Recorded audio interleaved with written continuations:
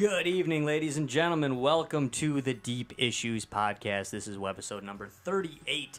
It is day 5603 in the search for Tim Shovelday. It is so awesome to be back on the airwaves after a little holiday hiatus that we all took here at theempiremedia.com. But it's awesome to be back on the air podcasting with all y'all. Tonight's topic on the Deep Issues Podcast is the American political duopoly. I am joined by producer of everything here at theempiremedia.com, Adam Hernandez, Deep Issues analyst and expert, Ed Zaharsky, and special guest Dorf from Politics, the Empire, and Majors Live contributor. How's it going, guys? Howdy. Thanks for having me, guys. Absolutely. I would like to, I got a couple quotes here that we might get to some of the other ones later tonight, but we'll see. But I'd like to start off the show with a quote. That quote is, "There is nothing I dread so much as a division into two great parties, each arranged under its leader, and concerting measures in opposition to each other. This, in my humble apprehension, is to be dreaded as the greatest political evil under our Constitution." That was said in 1780 by John Adams. And I just thought that was a good one to jump into tonight's topic of the American political duopoly. As we know, the United States of America is largely a two-party system. Of course, we do have some other very minor, very small parties, but they have been, for the most part, rendered useless. And if they aren't completely rendered useless, they are seemingly rendered useless because that's how the vast majority of Americans feel. The vast majority of voting Americans feel that it is wasting your vote to vote for anyone other than a Republican or a Democrat. So we're going to discuss this tonight. I'm not really sure exactly where this is going to go. This is a big discussion to have. And I feel like one of the most important things to say is, if you were to take a poll, walking around, unofficial poll, walking around, pick a city, it doesn't matter which one. It could be a rural area, it could be an urban area, it could be in a big state, it can be in a little state, it could be in a red state, it could be in a blue state. If you walk around and ask people, do you like the two-party system? Overwhelmingly, this isn't a scientific poll, I'm not actually asking all these people, but overwhelmingly I believe that people are going to say, no, I don't like it. I do not like the two-party system. They're going to criticize it. They're going to say that it's wrong. They're going to say that it's evil. They're going to say that it's stupid. They're going to say that they wish it didn't exist. Let's take a poll right now. Yeah. How do you feel about the two-party system, Ed?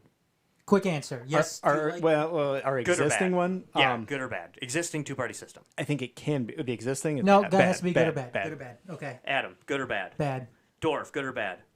I'm going to deviate a little bit. You have no, plenty of good or time bad. to deviate. For now, good or bad?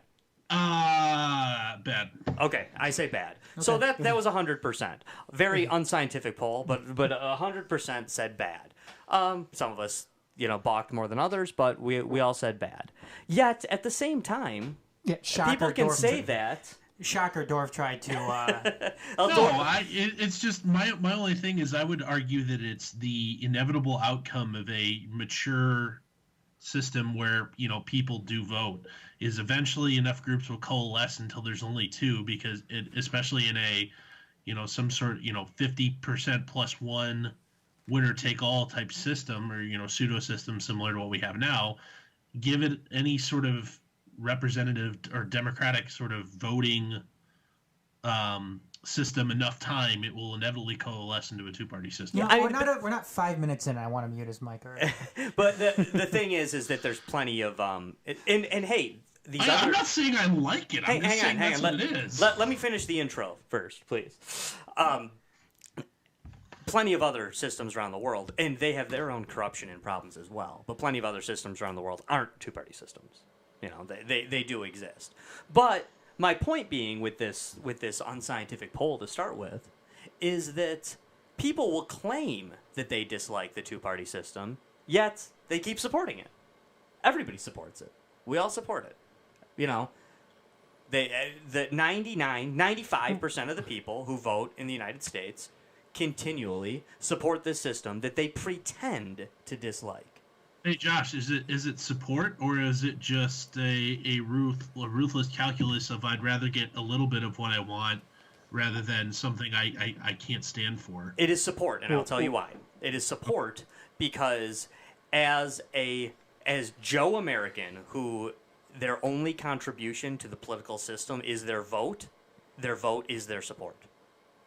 Period. I mean that's it. You know, you can claim that because truth be told, a vote for a Democrat from a person that says, "Oh, I hate the Democrats, but just hate them a little bit less than the Republicans," and that person that says, "Yay, Democrat," and gave $100 to the Democratic Party and wears a T-shirt with the donkey on it, their vote is worth the exact same amount. One. So they do support. They, it's like saying, I don't support my son's drug habit, but you keep giving him $100 every Friday. But you are supporting it, whether you want to admit it or not. Is it the system itself that's bad, though, or the subversion of the system? Because if it's been subverted, is it really the system itself that is bad? That's a great question, Ed, and I would actually like to, and this isn't a history show, but I'd like to give a brief history of two-party systems in the United States, if I could, because in my humble opinion, the problem with the two-party system goes down to the fact that we've had the same two parties since the Civil War. I actually don't have that huge of a problem with the two-party system. I have a problem with our two parties. And with the fact that, to me, it isn't a two-party system, it's a duopoly. Hence the name of tonight's show. We've always had a two-party system, actually. George Washington didn't like it, but even then, in 1789, the two-party system was already formed. Pre-Constitution, we got the Anti-Federalists versus the Federalists. After the Constitution, we got the Federalists versus the Democrat-Republicans. Then we got the Democrat-Republicans versus the Democrats. Then we got the Democrats versus the Whigs. But what's cool about that is, from 1789 to 1859, the two-party system is existing, but the parties are changing every once in a while. The parties are being destroyed, and then another party is rebuilt, snatching some of the people from the opposing party and rebuilding from those left over from the party that was destroyed. But since then, it's in 1860, then we get the Democrats and Republicans. Then we get the Democrats and Republicans going into the Gilded Age. We get the Democrats and the Republicans going into World War I. We get Democrats and Republicans in the Roaring '20s and World War II and the Civil Rights Movement in the 1980s. And now here we are in 2020. It's the Democrats and the Republicans. So Josh, at the same time, those kind of on-the-fly reformations that you spoke about for the some of these parties here in the past, can't you argue that that's happened even more at more warp speed in the more recent times? It hasn't been solid. It's not like the party platform of both these parties has been unmoved or unchanged. I would argue that if anything right now that on the fly kind of reformation is happening at a faster pace more than ever. And as you see, arguably the research and data points will show this, that the Democrats, the party that represents the political left in the United States, is moving far to the left, and so are actually the Republicans. It's just not at quite the same rate, just a little bit slower. The Republicans are like a decade behind the Democrats. Yeah, and this is what we talked about in the in the pre-show here between you and I, or the group here. It's Michael Malice. He's written a couple books, and you can also find him on Compound Media. I don't know if this is his phrase, but I've heard him say it. Conservatism or republicanism is just progressivism going the speed limit, which at the same time, if you actually take like a 30,000-foot view of it, that's a pretty apt thing. It's just the Democrat. Republicans are pretty much the Democrat political platform 20 years later. Well, I would argue that there's progressives in both party and non-progressives in both parties, which lends to the idea that Adam and I have discussed on dozens of podcasts in the past, and that is that everyone loves to ignore the totalitarian, libertarian aspect of the political spectrum and pretend that everything is defined as left and right, which is a fallacy in and of itself. Well, I mean, if you had to define, if we wanted to use that, coordinate grid, the 2-axis coordinate grid, and be entirely honest about it, the Republican Party is probably, both parties, Republican and Democrat, are north of the x-axis. But quite honestly, there's a pretty good chance that both of them are actually left of the y. If you actually, or pretty, the Republicans might be pretty darn close to being on the y-axis of that chart if you actually take a analytical look at it. So, there isn't. That wasn't necessarily the case 10, 15, 20, 30 years ago, but that's kind of where they line up now, especially this kind of the way that Donald Trump is molding the Republican Party. When would the Republican Party ever before been out in front on paid family leave? They've given it the most honest run and effort. I know they haven't got anything done on it yet, but they've kind of given it the most modern effort in my lifetime. Honest effort. I don't know. Just a talking point. I really don't think that. I think the thing right now with Donald Trump is that there really isn't a good.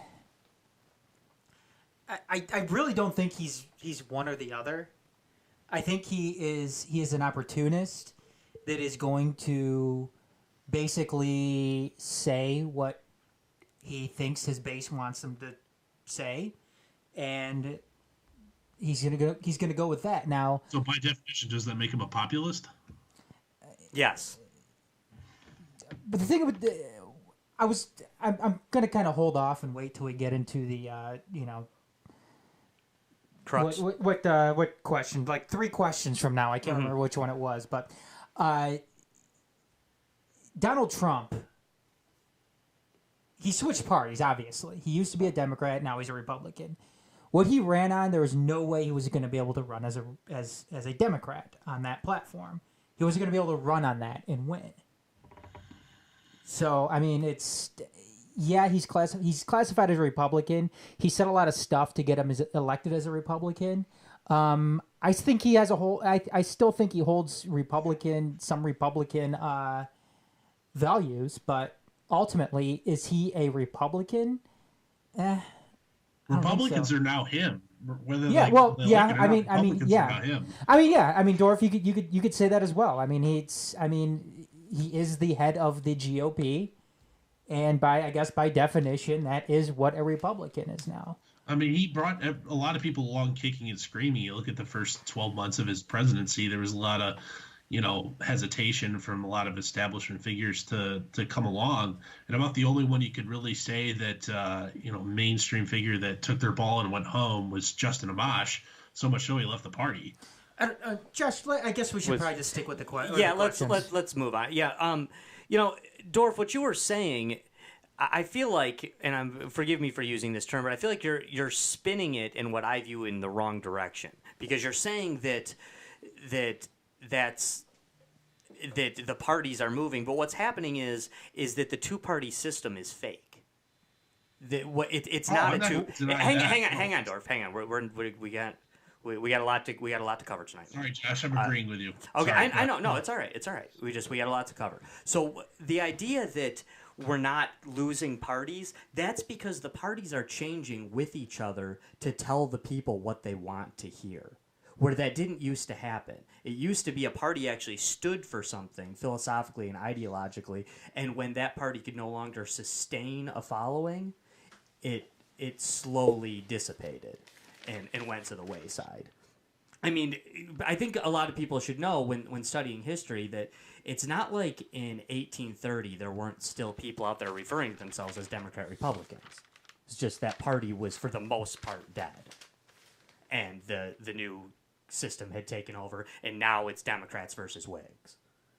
But good point so far, but let's kind of jump into some of the questions we have pre-laid out for tonight. Let's all try to get some words in here, but we got a lot to get to, so let's try not to be too long-winded, and I'm talking to myself here too. What do There's no right or wrong answer to this, by the way. These are, for the most part, subjective questions. What do the two parties stand for? War. I think. Go ahead. Yeah, go ahead. No, just pretty much it. They stand for perpetuating the petrodollar. That's what I mean. Not to spoil my answer for just about everything, but essentially, you can't tell me that the last several presidents, every single one of them, has been like foaming at the mouth to go to war with so many countries, including Iran. They all would if given the chance, and here we are, kind of about to happen. But they've all started war. They've all sent people off to die, and it's all in the name of basically propping up that dollar. Hey, And to the point of what you guys were saying earlier, it's like people will say anything to get elected, but who actually follows through on their campaign promises? I mean, look how many Trump's fulfilled. He's basically Hillary light at this point.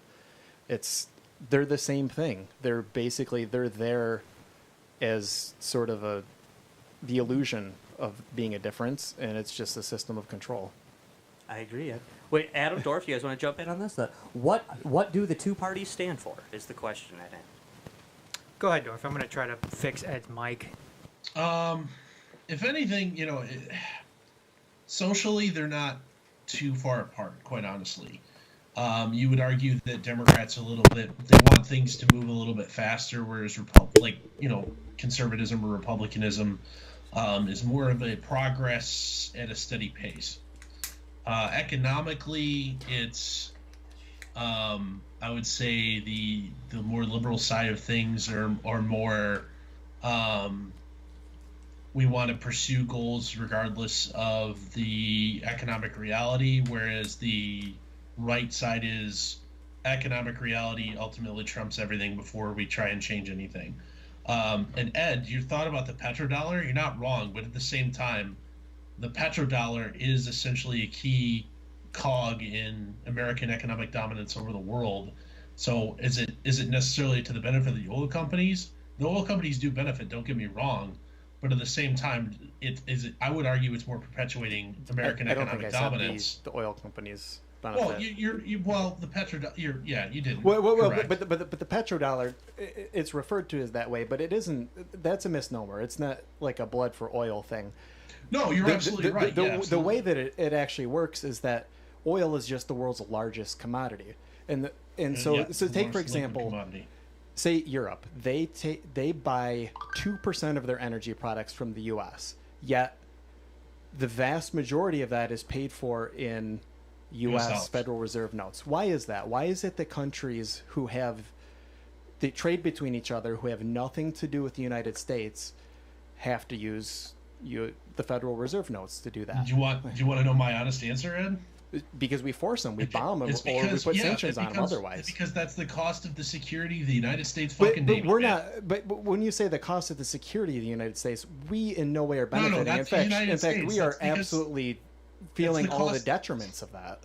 No, that's the cost of doing business of having the United States Navy playing ocean-wide traffic cop. Because no one else is willing to do that. All right, guys, I'm not trying to cut you off. Yeah, the only reason I am is because we're getting into what the very next question is going to ask. Hold on. So let Adam jump in real quick, and then I have a feeling we're going to jump right back into this topic. No, you can't. Sorry. Okay. All right. Fair enough. It's all neoliberal democracy. That's what. Everyone's a neocon.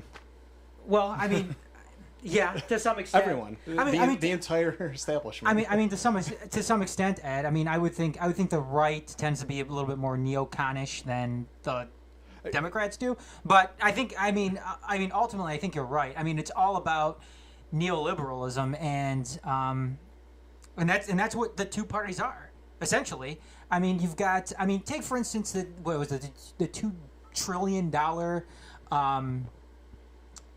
military budget that was just passed. That wasn't just. $2 trillion. Okay, Dorf, hold on a second. It was $680 billion in the fiscal year 19. Okay, Dorf, hold on a second, dude. Bottom line, it was a lot of money, and it was a lot of money that was voted on by both Republicans and Democrats. Republicans and Democrats that are within the mainstream of their own party. Republicans and Democrats that are essentially, bound by lobbies and big business. And the thing is you didn't see some of the outlier candidates vote for this. And two candidates, I mean, one, Ron Paul didn't vote for that spending bill. I mean, shocker. He usually My man. He doesn't do that. He doesn't do that anyway.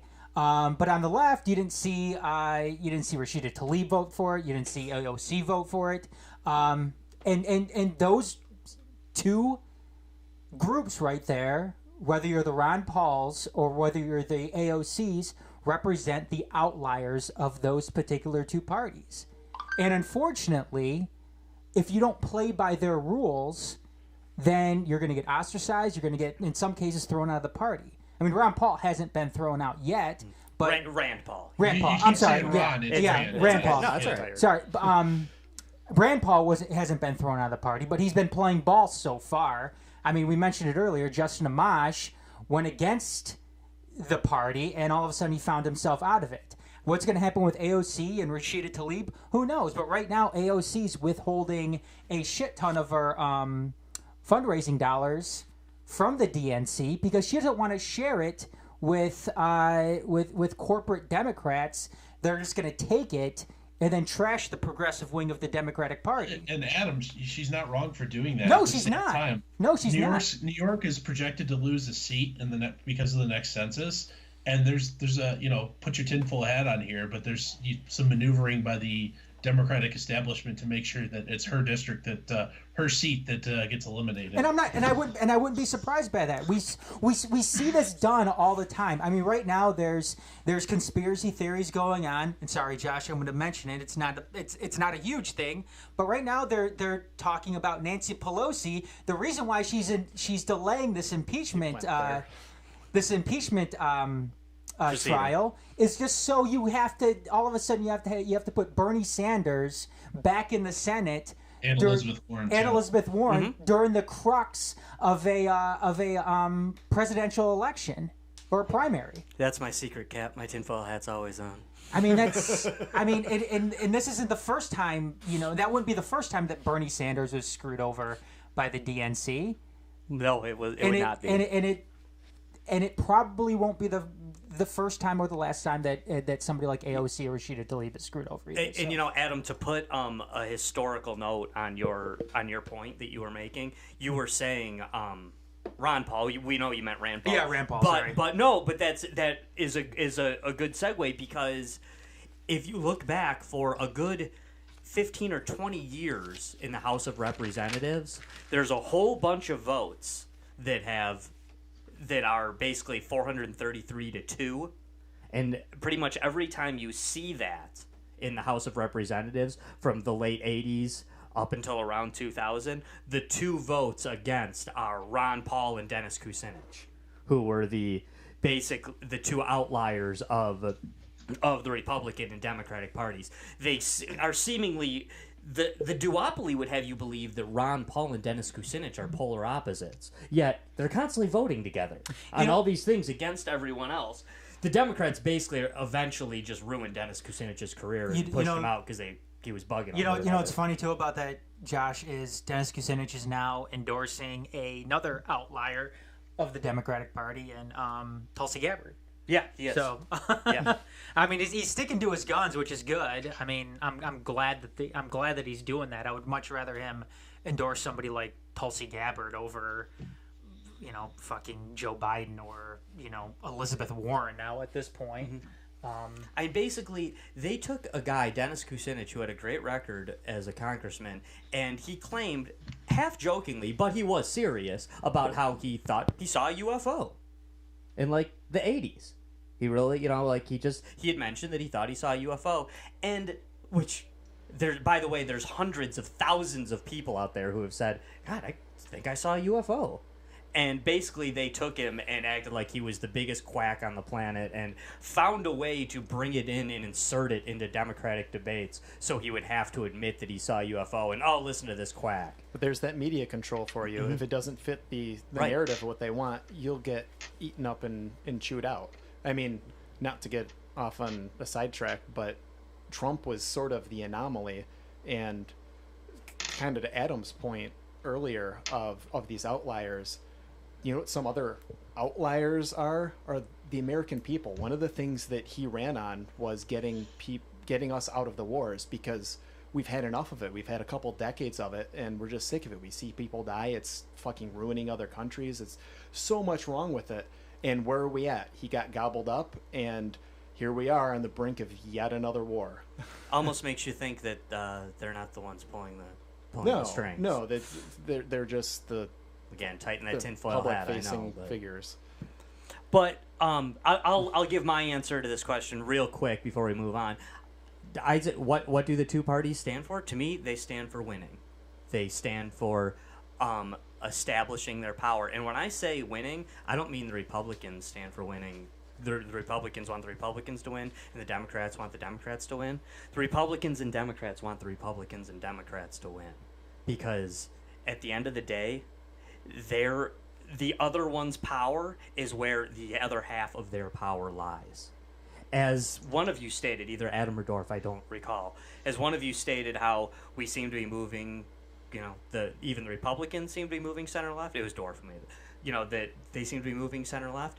It's because if you look at recent history of the United States, the country always seems to move a little to the right when the Democrats are in power, and the country always seems to move a little to the left when the Republicans are in power. Yet the Republicans and Democrats pretend like they want to win. Personally, I think they half the time want the other party to win. I think completely the Democrats right now don't want to win. Yeah, I mean, and that's I believe that. But we'll move on.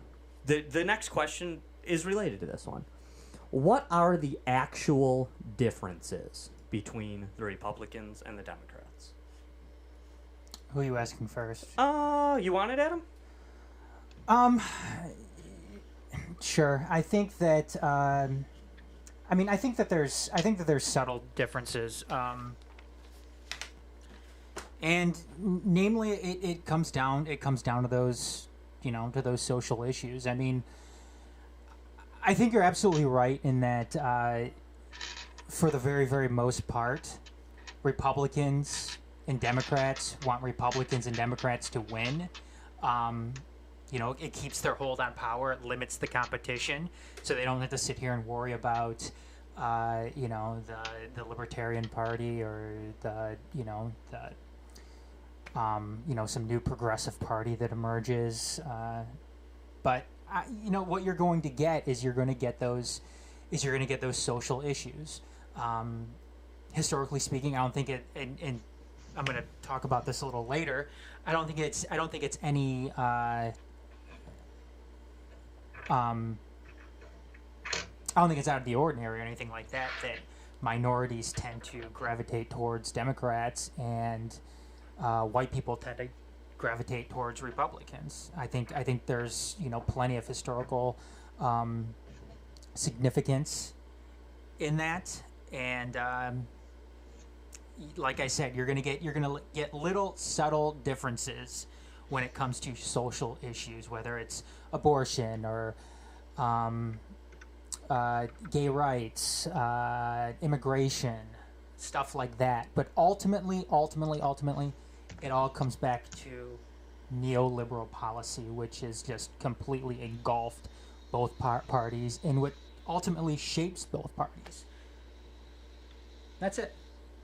Dorf, you got anything for us? The question being, what are the actual differences between the Republicans and the Democrats? Socially, it's not much. It's just one of those that it's a difference in timelines. But as far as economics, both parties are big spending, even though one claims not to be. Republicans are willing to spend whatever it takes on the economy and defense to get what they want. Liberals are more, the Democrats are more willing to spend on social stuff, and to get whatever it takes on social stuff to get to try and strive for what they want. Both parties are willing to spend militarily. Republicans are just more blasé about it. Okay, Yeah. Ed, do you have anything to say? Dorf, I would say, and I don't mean this as an insult, but I would say your answers so far, I feel like the Republican and the Democratic parties would agree with. Oh, I'm not saying I like these things. I'm just. I know you're. My observations on what I think. I know you're not. I just feel like you're actually giving a great explanation and giving good examples of what the parties. I'm the one guy in the network who's an unapologetic statist here. So are you surprised? I know you are, but I feel like you are giving the answers that they want us to believe. And I know you're the unapologetic statist. I'll be the unapologetic conspiracy theorist and say that I feel like you are giving the answers that they want. That they want people to think. That they want people to think that these are the differences between the two parties. But I'm not so sure that those differences even exist. But Ed, go ahead. What are the actual differences between the Republicans and the Democrats? Nothing really. Nothing that matters. And that's not to say some of these issues don't matter, but you're not going to see a difference one way or another. The agenda is going to be realized. Like, maybe on the surface, the Republicans, as noted earlier, they're just look back in the past of where the Democrats were 10, 20 years ago, and you'll see their same platform. But it's basically just, it's the same thing. I mean, one thing I wanted to note on Dwarf's answer is the economy and the military are the same thing. So that's no, I'm not gonna lie, they're heavily tied. That's I mean, so they both favor spending on that. Like, okay, so maybe they claim, the Democrats claim, we're gonna cut the budget by a small number. They're still gonna deploy troops and end up spending. They have not claimed to want to cut the budget since Clinton. No one does, and that ties into why we have to be having everybody use the dollar, because we can't continue to overspend and print just billions and billions of dollars, because if everyone stops using it, all of a sudden our biggest export, which is the Federal Reserve note, stops being exported everywhere else. We finally realize hyperinflation that every other country who's done what we have done realizes, and all of a sudden our economy just comes screeching to a halt. But that'll continue to be the case, because the number one reason that the export of the Federal Reserve note is the way it is because of the stability. And when that stability fades, we bring everybody down with us. There's an incentive by everybody, unless of course you could argue potentially China doesn't care and they'll endure through the chaos. But there's an incentive for every other major economic player within the world to maintain the status quo, because not only does the United States falter, so does everybody else, because everybody is entwined, because everybody uses the Federal Reserve now. That's not entirely true, though, because there are a lot of countries who would love to trade their resources in something other than the dollar. In fact, India has a huge black market for oil. I mean, the entire... Absolutely. Pakistan, too. If you want to get into geography, the entire reason everything is going on in Iran is because of basically trade routes in oil, and how these countries would love to be purchasing this in something other than the dollar, because they purchase the dollar, they go through SWIFT, they purchase all their dollars, and then they can buy their products. In the meantime, we inflate the shit out of it because we keep printing things, so people lose, all these countries lose money in that. If you're China and you're sitting on all these Federal Reserve notes, you're losing value on that just by time passing. It's like the worst possible investment is having a dollar in your bank account. It's not the worst possible investment. It's so ironic too that the United States also decided to kill Soleimani when Iran discovered that new oil field within their country. Yeah, I mean, right. I mean, if we really want to get into it, like, what is this? All the uranium, why can't we let them basically have any uranium or use it? Because they're not going to build nukes. They are so far away from building nukes. They want to build nuclear power plants so they can have power from that, and export all of their oil. It's their biggest commodity that they have. their only The climate Nazis should be all over the nuclear power idea. By the way, Yeah, I mean, they should want everybody to be switching to nuclear power. And guess what Iran up. doesn't use? What? If I'm sorry, if you're preaching about climate change anywhere and you're not for nuclear power, then there's something wrong with you. You should be for You're not nuclear power. serious if you're not. If that's Yeah. not even. Sorry, I said climate Nazis. Sorry, talk about.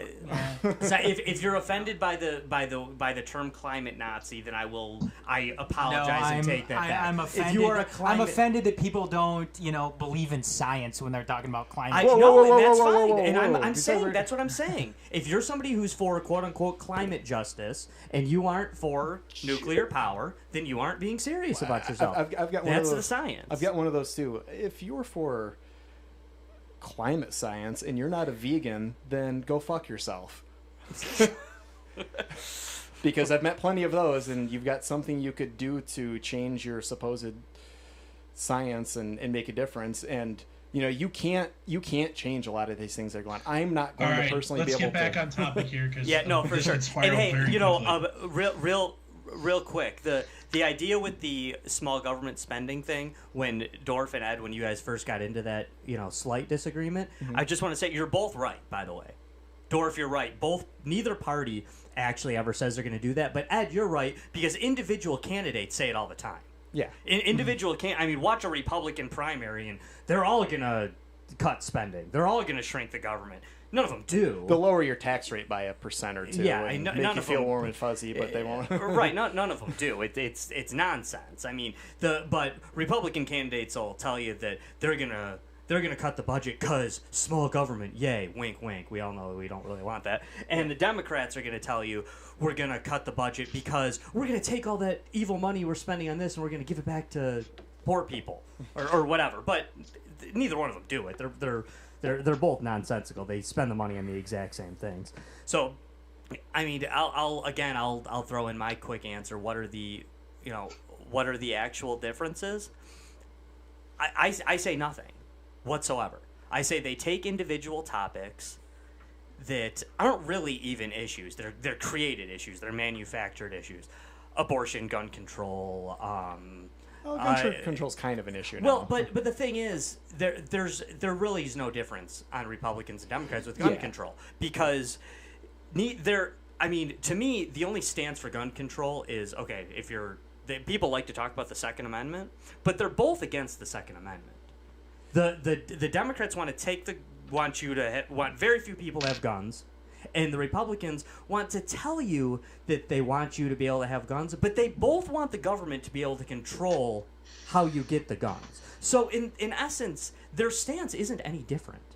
No. They both believe that it's the government's right and the government's ability to operate operate the gun ownership system. The Republicans want to say, yeah, guns are cool. We like guns, but but they're for common sense gun control. Well, no, then you're all for it. Same with the Democrats are against abortion, are for abortion, and the Republicans are against abortion. But we keep electing Republican presidents, and they keep putting in Supreme Court justices, and has Roe v. Wade been overturned? No, because at the end of the day, their stance on it isn't even that different. I mean, truth is, it just should have been voted on by the states like it was for decades, and it wouldn't even be as big of an issue. But by them making it a Supreme Court issue, it manufactured this huge issue. They like to, in every debate, they want to bring up the death penalty. Nobody even talks about that. It's not even an issue because anymore. It's like 20, 30 years ago. I know this isn't the exact number, but we put like 5 people to death in this country a year. No, it's very. We put a lot more than that. They're just in foreign I know countries. it's you just don't hear about it. Good point, Ed. No, and the thing is, what's weird about that is a healthy majority of Americans support the death penalty. Actually, in fact, most polls say that a majority of Democrats support the death penalty, which I know is a weird stat, but that is a stat. That a majority, not a majority of Americans, a majority of Democrats support the death penalty. But these are manufactured issues. That's the bottom line. All right, next question. Which I guess we just kind of got into this a little premature, so sorry about that to the listeners, but how do specific stances become aligned with a certain party? Adam, you want to take that one? We haven't heard from you in a bit. Yeah, I was going to say this was a really interesting one because I know what a lot of people tend to do, when they're looking at this, when you have Republicans and Democrats and they're arguing, especially if they're arguing about like social issues, whether it's civil rights or whatever. You have Republicans say, "Oh, well, we're the party of Lincoln. We're the GOP. We help free the slaves and yada yada yada yada." That's absolutely true. I mean, the Republican Party, Abraham Lincoln were the ones that were responsible for freeing the slaves, and that's awesome. Obviously, there was a change because, I mean, Democrats and Republicans. Obviously, I'm hoping that none of them want slaves unless you're a wage laborer, which they're okay with at that point. Free range tax slaves, but I guess that's not chattel slavery. So, but yes. But this isn't. I mean, the change in the parties isn't obviously. It's not something that happened overnight. And I mean, how this happened. I went and I looked into it, and how this originally came about was back in 1948. Harry Truman, Democrat, said he would desegregate the military and would support laws that would end Jim Crow laws in the South. Because of this, 35 Democratic delegates in the Deep South walked out of the Democratic convention, and they would later elect Strom Thurmond as their leader, who would go on to form the Dixiecrats. 1957, Dwight Eisenhower, a Republican, that's when he sent federal troops into Little Rock Central High School to desegregate that establishment. And then in 1963, JFK broke with his party because the Democrats at that point were still very, very much in line with the old Democratic Party of the South. Segregation, yeah. Yep, segregation. He sent National Guard troops in to desegregate the University of Alabama. And then kind of the straw that broke the camel's back in all of this between, for a lot of Southern Democrats was in 1964, Lyndon Johnson, he signed the Civil Rights Act. And at that point, I think that was one of the bigger turning points when it comes to the old Democratic Party and the new Democratic Party. Because in the 1964 election, Lyndon Johnson carried a vast majority of non-white voters because of his support of the Civil Rights Act. Barry Goldwater ended up winning 5 southern states because he was opposed to the Civil Rights Act. Now, that was completely out of the ordinary for a Republican during that time. In 1968, Strom Thurmond teamed with Richard Nixon, convinced him he could win the South in the presidential election if he would dog whistle racism. And along with H.R. Hadelman, the Southern strategy was developed. Nixon won the 68 election. He ended up carrying 7 states.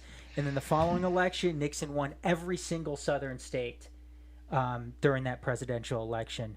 This ended up carrying over to 1981 when Lee Atwater ended up refining the Southern strategy, which, and this was for Ronald Reagan and George H.W. Bush. And I think I have a quote from him here kind of talking about this new Southern strategy that was much more streamlined.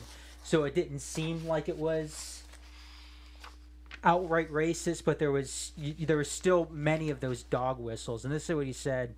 You start off in 1954 by saying nigger, nigger, nigger. By 1968, you can't say nigger. That hurts you, backfires. So you say stuff like forced busing, states' rights, and all that stuff, and you're getting so abstract. Now you're talking about cutting taxes, and all these things you're talking about are totally economic things, and a byproduct of them is blacks get hurt worse than whites. We want to cut this is much more abstract, even the busing thing, and hell of a lot more abstract than nigger. And then that's where we came today. I said it earlier too. Donald Trump could in no way have ran his platform as a Democrat. It just wouldn't have worked. He wouldn't have won the primary, and he wouldn't have had a shot at the general election. But it's not something. I mean, the racial divide, appealing to different races, the geographics of where Democrats are popular, where Republicans are popular. It's not something that happened overnight. It's something that happened over a course of time in the 20th century. So. Okay. Can I Jump in. Dorf, how do specific stances become aligned with a certain political party? So it's very similar. So what Adam just described there is just what I would call political gamesmanship. The idea of now it's the race to 272, the 272 electoral votes. Parties become inevitably coalitions build, groups of single issue or small number of issue voters eventually coalesce with others with overlapping interests. Inevitably, so you end up having a two-party system where, while the two parties do have some overlapping things that they agree on, the people who prioritize one or two issues will jump on despite the rest of everything going on within a party where they will vote for that even though they don't agree with the majority of the platform because the one or two things that they really care about are represented in that side. Parties, from a macro perspective, decide to carry those stances in we can pick up a few electoral votes here, we can probably win that state governorship there, and this and that. In pursuit of political power, that's the reason they pick them up. And that's just, give that enough time to percolate, and you end up with what you have now, whereas, there's a not an insignificant portion of people who are single issue voters on, like, for example, abortion. Whereas, quite honestly, they would be Democrats, for everything else, but they just find abortion untenable. And despite, the Republicans will at least say that abortion's bad. They haven't done anything to act on it, but they'll at least say it. And they'll be Republicans as long as that issue is represented there. Quite honestly, that's probably the only reason why Republicans care about abortion anymore. It is a settled issue. It's not settled permanently because it's done through case law. It isn't whether constitutional or other some sort of federal code. It's not settled that way. But at the same time, it hasn't gone anywhere now. There hasn't been anybody who's tabled serious legislation to try and cement it in stone. But at the same time, they're going to leave it the way it is because both sides can fundraise off that. The Republicans can say, "Look, we're going to try and push back on. We're going to try and push back on Roe v. Wade. Give us your money, and we promise to do that. We promise to do that for you." And whereas Democrats can also then go raise money and say, "Oh, look, they're trying to take away Roe v. Wade. Give us your money so we can defend that." Whereas you could just get this over and done with once and for all if you just fucking put it to actual pen to paper and stop relying on case law. That sort of coalescing of interest groups, whether it's pushed along by big business interests or big moneyed interests or whatever, inevitably you end up with two groups because if I'm a single issue voter, that I will vote for whoever will eliminate the penny because it's not a useful tool of commerce and it costs way too much money to make compared to what it's worth. There's not a lot of me in my single issue penny vote, so neither party's really going to bring me on. But all of a sudden, you could pick up the state of Rhode Island. If you eliminate the penny, you bet your ass pick up the state of Florida, for example. If you eliminate the penny, you bet your ass that'll be in somebody's party platform next term if that could get him a state.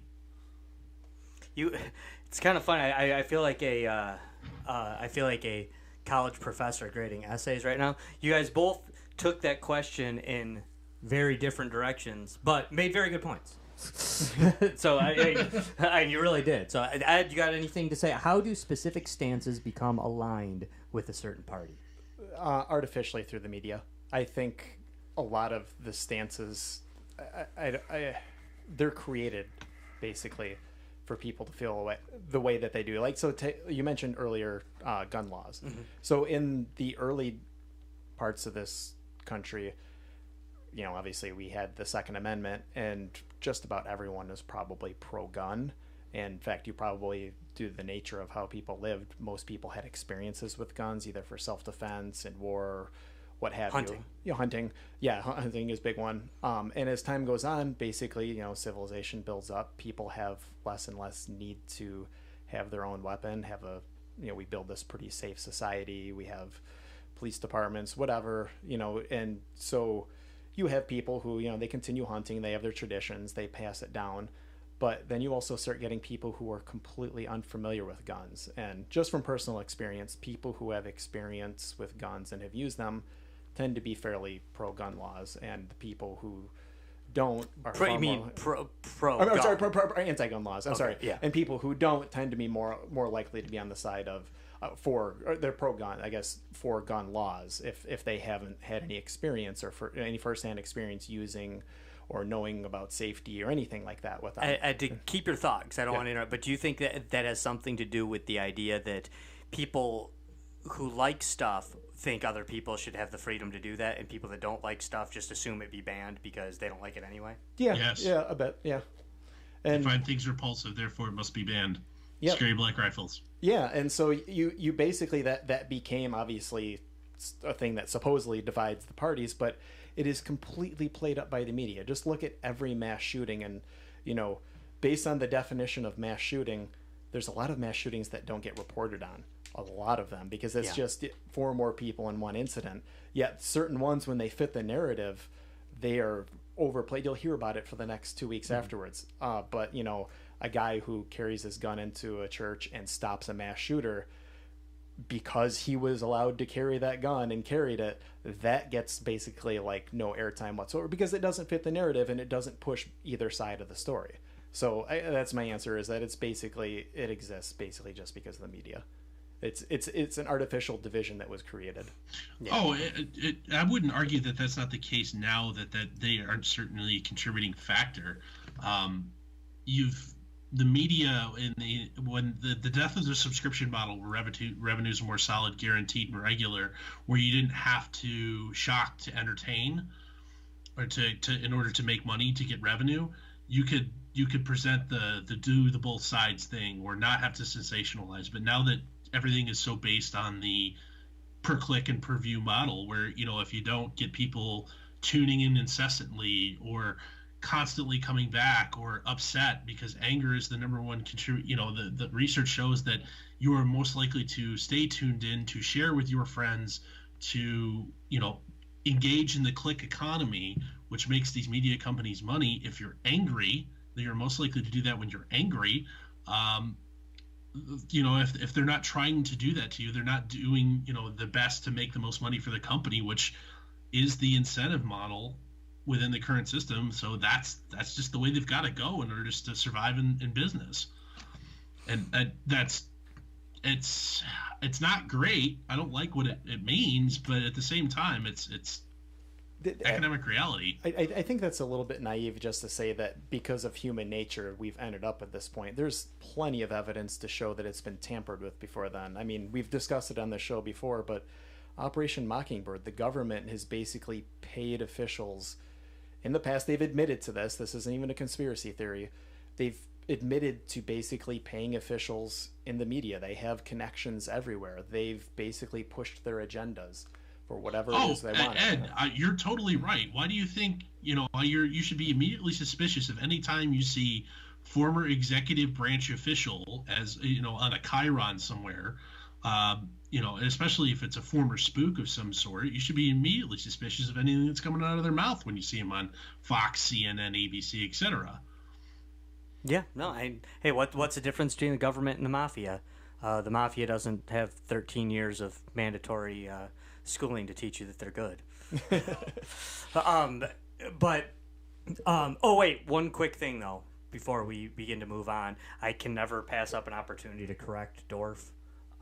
It's 270 electoral votes that are needed to win that 272. Sorry. No, oh yeah, it is. You're right. Shut up. 269 represent.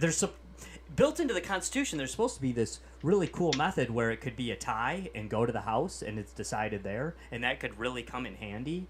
But when it's a two-party duopoly, then the mythical magic number is 269. That if they both add up to 269, it can go to the House.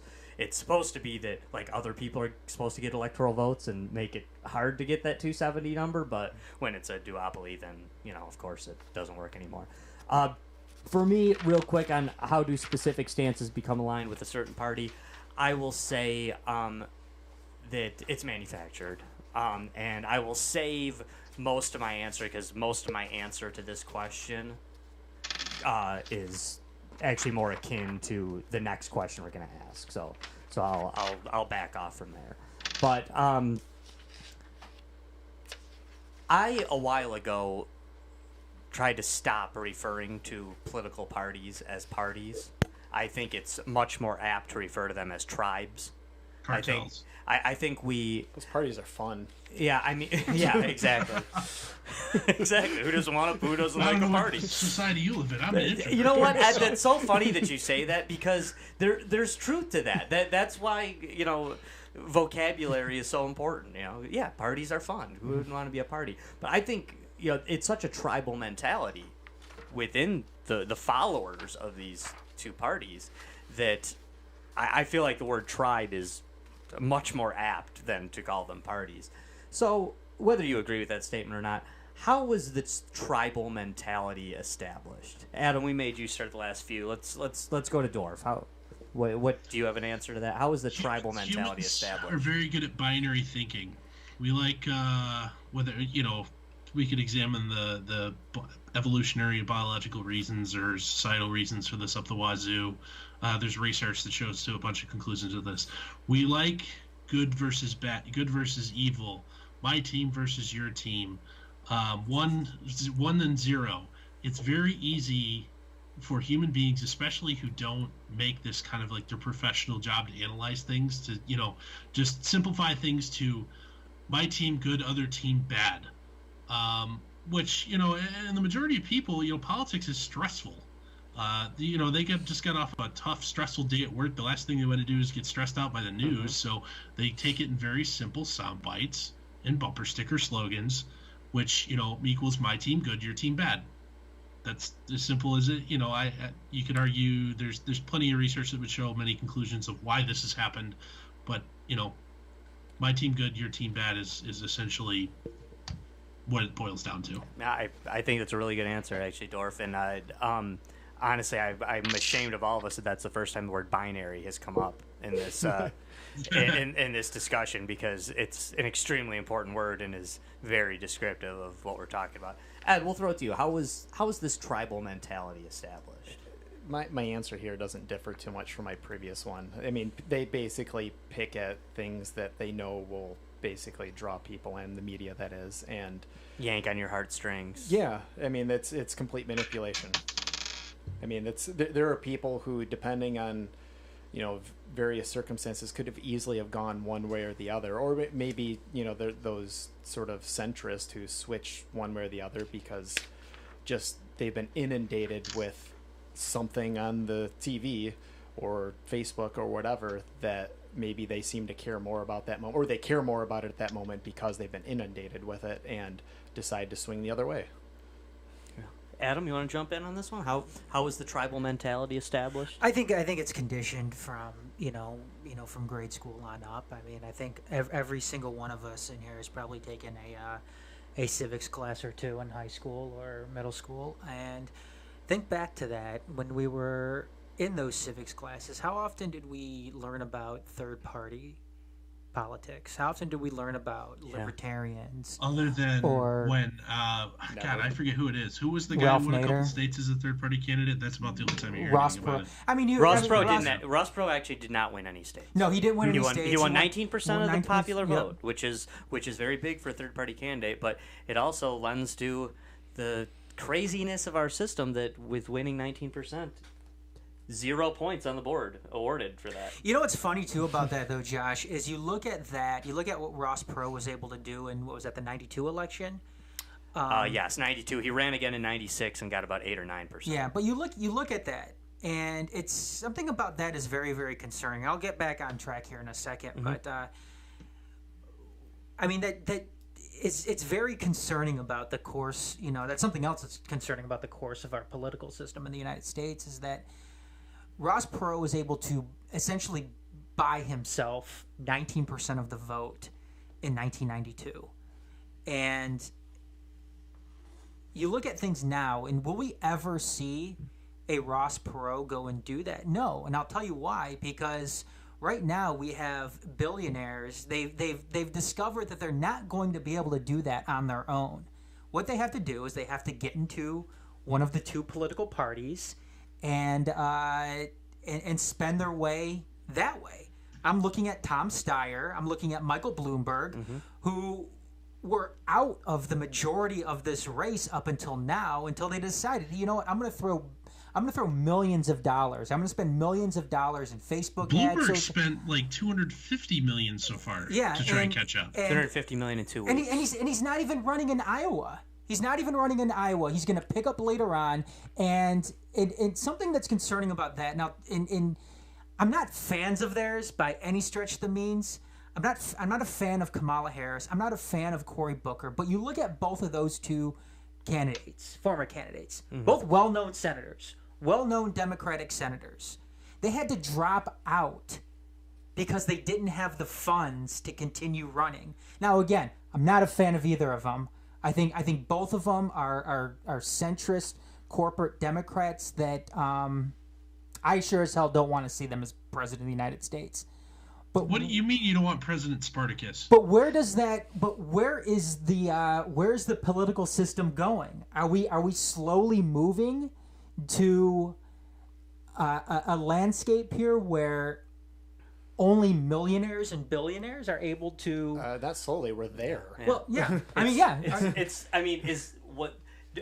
Tell me why that's different than an aristocracy. There's nothing different about it. And you look at Donald Trump. Donald Trump is a billionaire. Was able to go. Pretty much self-funded all the way through the end of the Republican primary. You know what, guys? This 15. Was able to get in there and win himself the election. There's nothing wrong with somebody, or maybe even if you want to say every leader we have being a millionaire or billionaire. It's just that you know that every single last one of them got it through deception.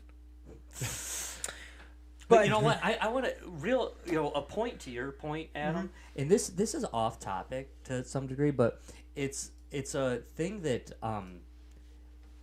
Donald Trump did this, Bloomberg did it as mayor, and other people have said. Ross Perot is an example of somebody that said he was going to do this if elected. I'm actually very against, and it seems like a dumb little thing to be against, but because it is a dumb little thing to be against, but I'm very against when presidents say, or when politicians say that they won't take the money that we give them. I very much oppose the idea when a guy like Trump says, I'm not taking the presidential salary. Because when you're doing that and someone is given credit for not taking the salary that we, the people, provide for them, what you're doing is setting up a system where only the rich can be in politics. Right. Personally, I would love to elect a person, president of the United States, that needed that $400,000 a year to survive. Well, you know what? How much is I would like that person. Not only that, it's easy for Donald Trump to say that because how much money is he making off of his little excursions back to his own back to his own buildings and Right. properties. Oh no, for sure. You know, he's sitting there charging Secret Service to have offices within Trump Tower. You know, he's probably charging, you know, Secret Service and everything to hold up in Mar-a-Lago. So yeah, Donald Trump, he's good at saying that. I'm donating this check to this. I'm not taking that, but he's making it all back through, you know, the bill he's probably giving the United States. I'm not saying you're wrong overall, but Mar-a-Lago is actually in worse financial shape than prior to his declaration of being and hey, I started this tangent, and I'm sorry, I don't want to go off on it too much, but it's just to me when a politician says I'm not taking this money, I'm going to donate it to this. I'm not taking the money, I'm going to refuse the salary. We the people should say, no, it's yours. You take it whether you want it or not. It's going to your goddamn bank account. Here's another and thing. There like it out is. of the current field of those left standing, Pete Buttigieg is like the only one who isn't independently wealthy. Sure. Believe it or not, if you look at Pete Buttigieg's statements, he's broke. Well, but like personally broke. You mean Mayo Pete? And hey, I definitely like criticizing Trump for this. The Democrats do it too. I mean, Barack Obama had a net worth of around $200,000 when he became president. Was president for 8 years and somehow had a net worth of $4.5 million when he got out. I don't know why that is. But it shouldn't be. I mean, I don't get it. I don't know why. I mean, there's going to be some appreciation if you hold some sort of property because of mandatory Secret Service improvements, but. And that's fine. I just to quote Harry Truman, there's no money in politics. If you're making money as a politician, you're a crook. There's just no way to make it, especially that high. But really, in the president and anywhere in Congress, just without basically getting sucked up by bribes and everything else, it's going to happen to everybody. If you don't take it, somebody else will. And you won't go move forward if you don't take it. Exactly. Somebody else will take it, and they'll have your job. No, did we get everybody on the conditioning or on the we didn't talk to you, Ed, about the how is the tribal mentality established? Yeah, mine was. You did. We did. Okay. Did we get everybody else? Yep. Okay. I like what Adam said a lot. I like what all you said, but the conditioning, I think, is a key word. And what's so awesome about this conditioning plan that the two tribes have instituted here is that it actually works both ways. Because you get the conditioning from your school, from your public or your private school. You get conditioning from your neighborhood. You get a ton of conditioning from your parents, right? We all get that. We get conditioning from our parents. But what works so great about that is that some people take the conditioning the opposite way.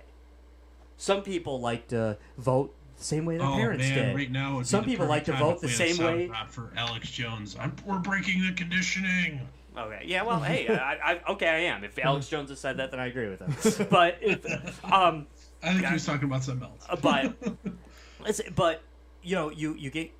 Some people take that conditioning from their public school and think, wow, I'm so smart now, I learned all this stuff at school, and they do what they're told. Some people take it from their church or from their family or their community or their neighborhood, but some people then do the opposite, and they like to rebel.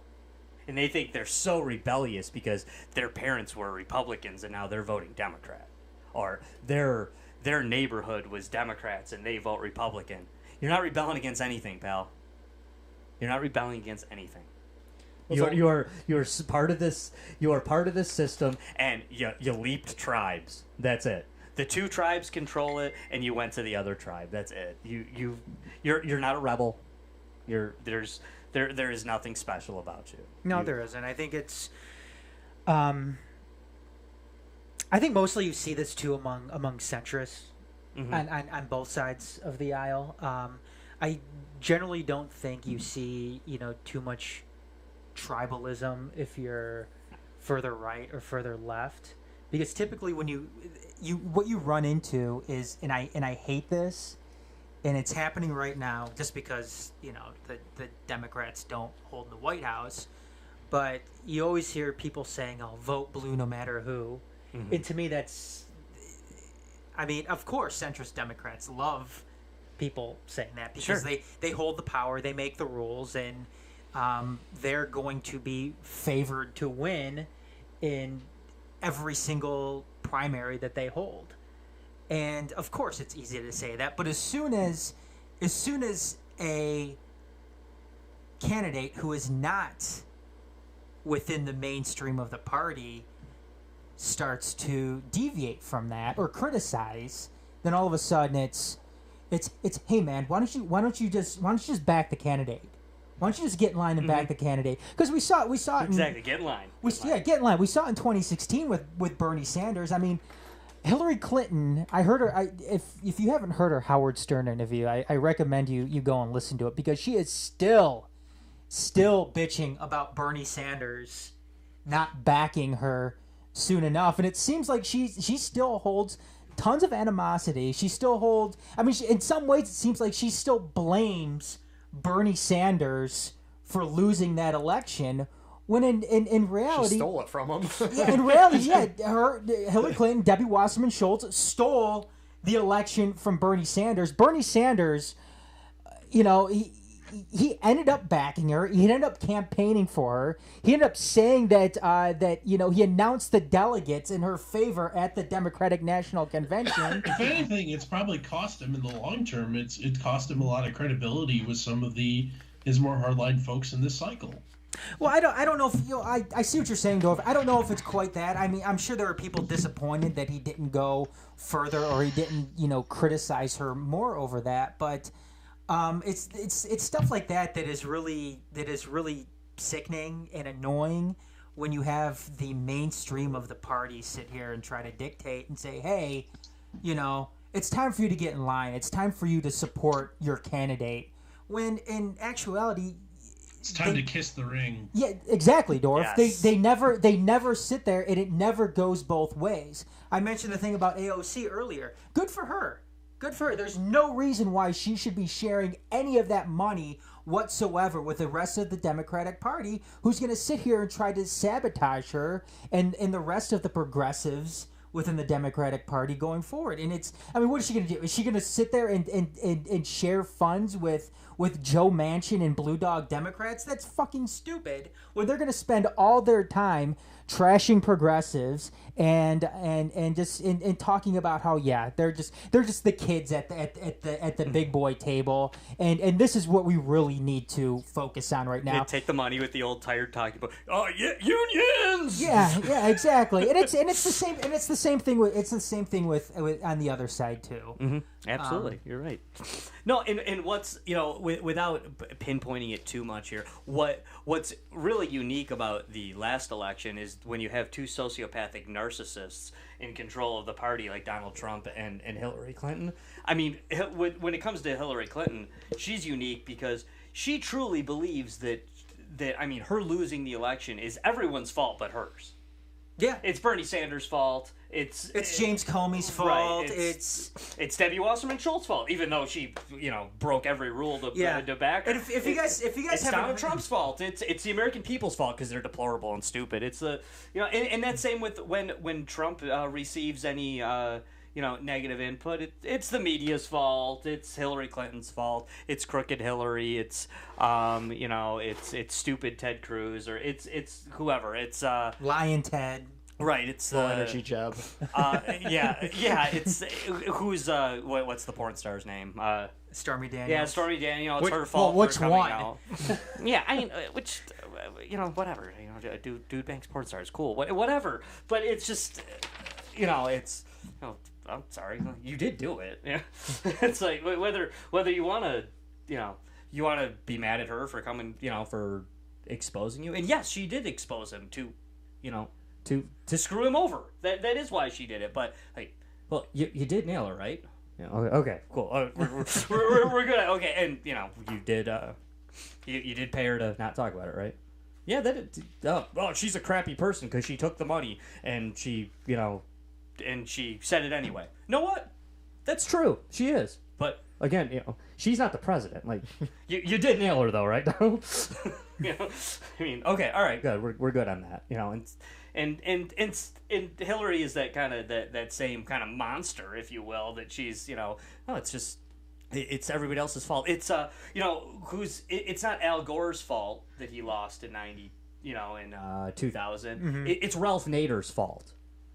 It's If all you jerks didn't vote for Ralph Nader in Florida, you know, Al Gore lost to Bush in Florida by less votes than Ralph Nader received. It's Ralph Nader's fault because you jerks dared to use your franchise right to vote for somebody other than a Republican or a Democrat. How dare you? You don't own that vote. The tribes own that vote. The Democratic tribe and the Republican tribe own your vote, and you better pick one to vote for. Or you're a loser. You're just, oh, geez. You know, I mean, I get that all the time. I voted for Gary Johnson last time. So it's a good thing Trump won Michigan. All those, it's like, guess what, guys? There's no way I was voting for Donald Trump, okay? Gary Johnson, Vermin Supreme, whoever. It wasn't happening, all right? That's my vote. I own that vote. The Republicans don't own my vote. The Democrats don't own my vote. Nobody owns my vote. I own my vote. Do you know what else I can do with my vote if I want to? Nothing. throw it away. I don't have to vote if I don't Don't want have to vote. Yeah. Maybe I You think can take your ball and go home. yeah, maybe I think voting's stupid. So I don't want to vote. But you still do it. Oh, I still do it. I still do it. I'm you know, I'm speaking in the abstract here. I voted for Republicans. I voted for Democrats. I'm not sure if I ever will again, but I have. I have. You know, I'm old. I've been around a long time. I've voted for both in my life. But yeah, it's dumb. And people say, oh, there's something wrong with you because you'll only vote for a candidate that's perfect. You're never gonna have the perfect candidate. No, I never said that. And people who vote for the third party never said that. They never said that they would only vote for the perfect candidate. But it doesn't mean they're going to vote for a candidate that sucks just because they suck a little bit less than the other candidate that really sucks. Something I'm hearing a lot now too, Josh, is, you know, now that, you know, we're kind of back where we were in some cases with the 2016 Democratic primary. But, you know, it's almost like mainstream Democrats sit here and use somebody like Bernie Sanders, him not actually being a Democrat against him, and they use that as justification to really fuck him over. And they're always like, well, you know, he's not really a Democrat anyway. Like that's like Right. That makes fucking him over okay. Like that makes MSNBC or CNN come out with all these hit pieces on them, like what came out the other day with Elizabeth Warren. I wish we were able to get the TV on in here in working, because I would love to see what Elizabeth Warren had to say about those reports about Bernie Sanders supposedly telling her. Oh, I have news on that front if you'd like it. She doubled down on them. Oh, it's not surprising. It's not surprising. Her saying that, oh well, you know. Bernie told me not to run, or he said that a woman will never, you know, become president, and he was basically telling me not to run for president, which is a complete and total lie, because it was like Bernie said that to Hillary Clinton. Like there was no, to Elizabeth. He said to Elizabeth Warren. Yeah, to Okay. Elizabeth Warren, but.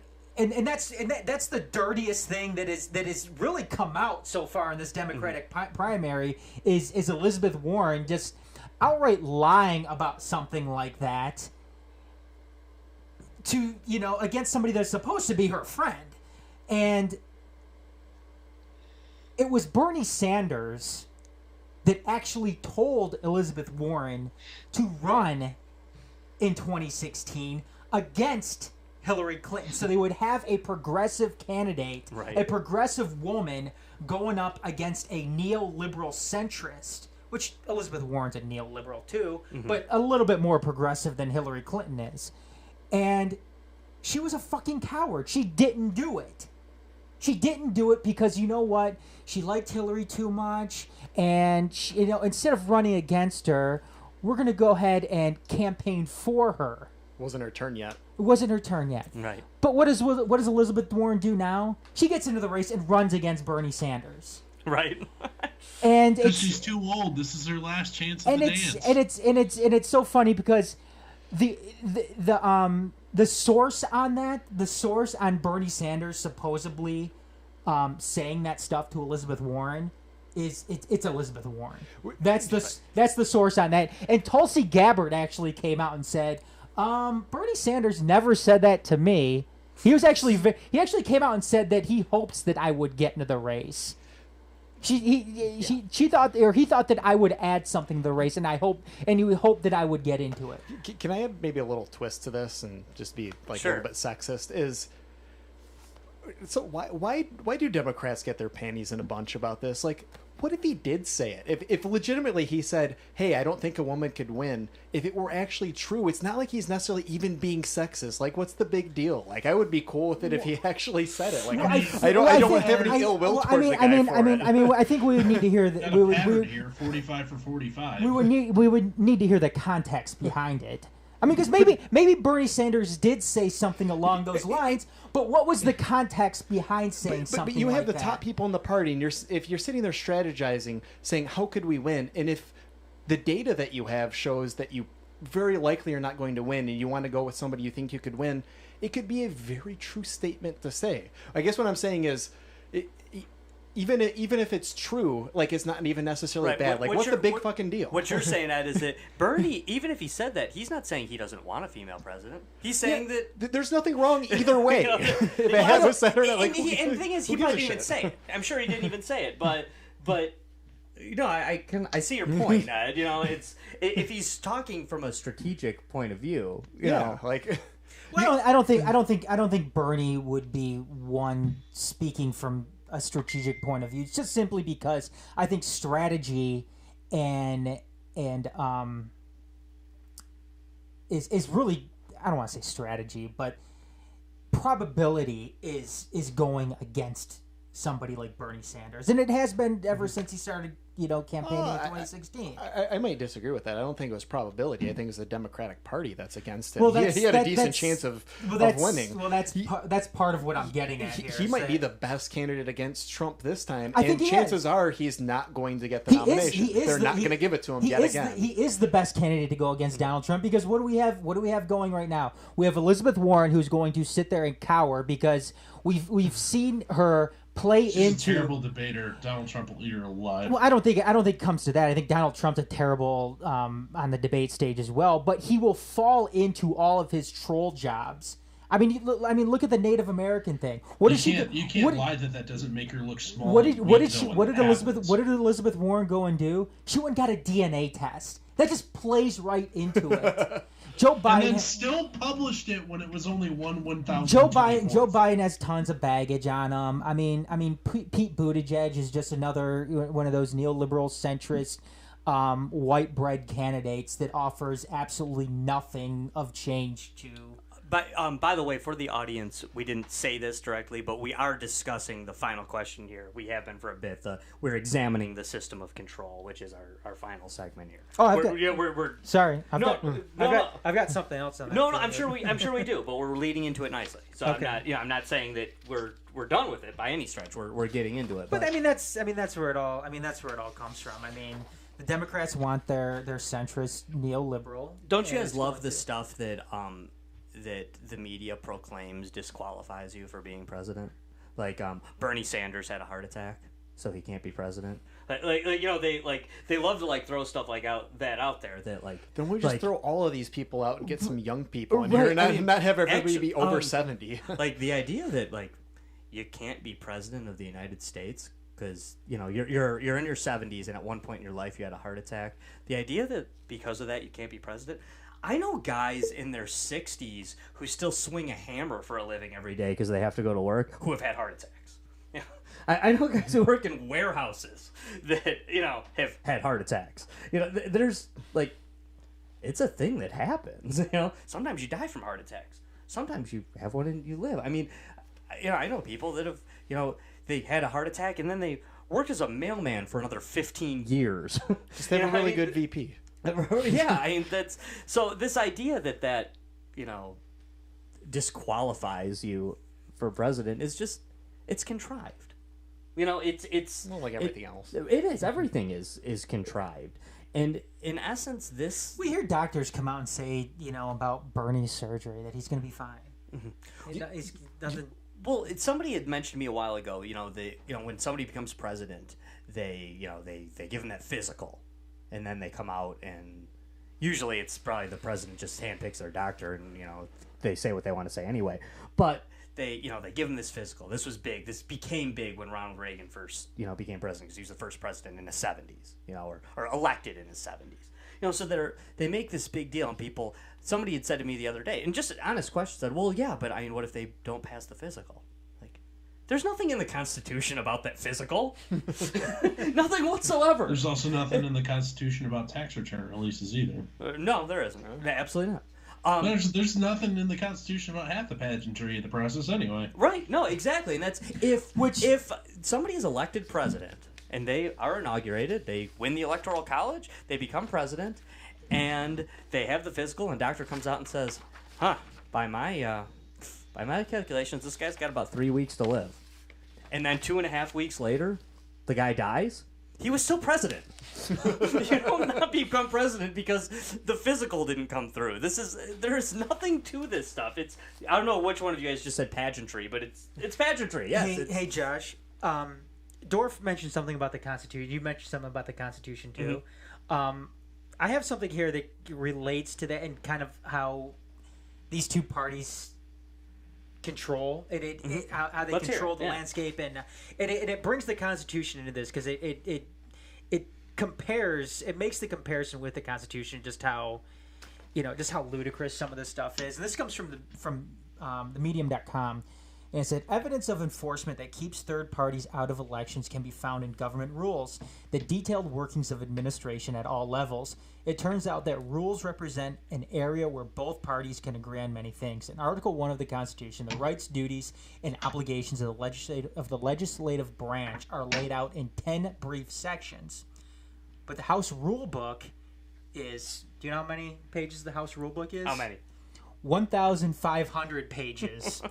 This multi-volume tome spells out exactly how the duopoly divides the spoils of power, entrenching partisan advantage over problem solving, and it's been this way for years. So I agree with you, and that's Adam, that's goes right with the point I was making very early on in this discussion, is that look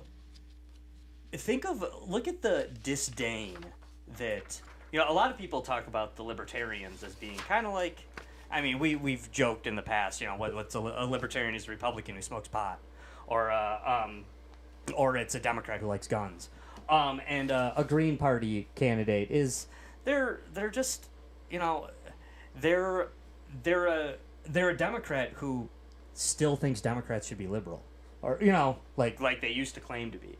But in essence, who hates the Green Party? The Democrats hate the Green Party. Who hates the Libertarians? The Republicans hate the Libertarians. But the truth is, do the Republicans hate the Democrats? No, they don't. Do the Democrats hate the Republicans? No. They pretend like they do all the time. But then they go behind closed doors and they fix this stuff. No, you hear Joe Biden talking about, oh, look, I can work with Republicans. I might even have a Republican vice president on my ticket. John Kerry said can't that name too. one. Yeah, well, that's gonna get you votes among. Remember when John Kerry ran? He asked John McCain to be his running mate because him and John McCain were so close, and he was dying to unify the party. It's like, you asked John McCain to be your running mate because you talked about it beforehand and you knew he was going to say no. That's the only reason. Just so you could say that, to make both of you look better, because, well, we have a commitment to make to our constituents and to the parties that got us elected, and we don't think that that's what the American people really want at this stage, even though we, really respect each other. Stop it. Like, that didn't happen. Like, are we all... Do you think we're all stupid? Like, that didn't really happen. That wasn't an actual conversation that took place where he said, I'd like you to be my running mate, John. Okay, let me go home and talk to the wife about it. That didn't happen. Like, stop it. Just stop making stuff up. But the Republicans and Democrats, they like each other. It's a game. I'm not sure they like Donald Trump right now. There are definitely candidates where they... And Michelle Obama and George W. Bush are like best friends. Yeah. Well, and that's... I've tried to avoid making myself sound like too much of a conspiracy theorist in this whole thing. Yeah. But that's... I wanted to say something about that when you guys brought up Ross Perot as well. is that lest we forget that, yes, Ross Perot did get the 19%. Ross Perot was ahead of the polls in front of Bill Clinton and George Bush Sr. We just used to call him George Bush back in the day. But, it was ahead of Bush and Clinton until he dropped out of the election for very mysterious reasons. And I know, it's, I got my tinfoil hat on too tight. But what were those reasons? We know it's because his daughter was being threatened. Yeah, that's what I was going to say. We know that. Mm-hmm. Oh, well, the Republicans and Democrats had nothing to do with that. Who was threatening his daughter? Did they, though? Did they have nothing to do with that, though? Really, there's... If you believe the polls, and hey, side note, I don't, but if you believe the polls, Ross Perot was going to win that election. He really was. He was going to win that election. He certainly was going to get some electoral votes anyway.